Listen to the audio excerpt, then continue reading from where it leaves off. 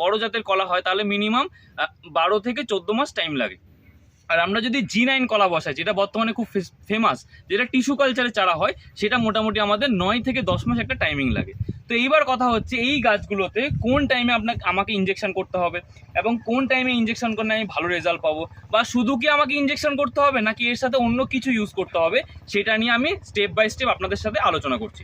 তো প্রথম কথা হচ্ছে ইঞ্জেকশন থেরাপিটা কি, এটা কেন আমরা ইউজ করছি। তো আজকালকার সময় কি হচ্ছে, আমাদের যুগ অনেক পরিবর্তন হচ্ছে এবং বিজ্ঞান অনেকটা আপডেট হচ্ছে।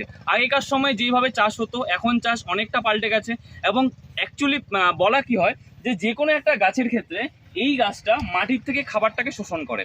আমরা যখন সার বা যে কোনো খাবার দিই, আমরা কি হয় গাছের চারপাশে দিই, তো সেই সারগুলো জটিল খাবার রূপে থাকে, যেটা জল দেওয়ার পরে জমির সঙ্গে মিশে যায়।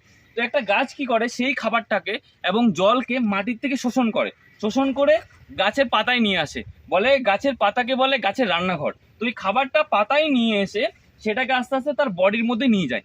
এই যে সময়টা লাগে, এই সময়টাকে খুব ফাস্ট করার জন্য কি করা হয়, এই ইনজেকশন থেরাপির ইউজ করে সেই ভিটামিনটাকে ডাইরেক্ট, যেটা আমরা নর্মাল পাতাতে বা গোড়াতে ইউজ করি, এইটাকে আমরা ইনজেকশনের মাধ্যমে গাছে পুশ করে দিই। তাতে কি হয়, খাবারটা খুব তাড়াতাড়ি বডিতে চলে যায়, গাছের বডিটা খুব মোটা তৈরি হয় এবং গাছের ফলনটা খুব ভালো হয়। তো এইবার আমরা দেখে নিই এইটা যে থেরাপিটা আমরা করব, এটাতে কোন কোন জিনিসগুলোকে আমাদেরকে ব্যবহার করতে হবে।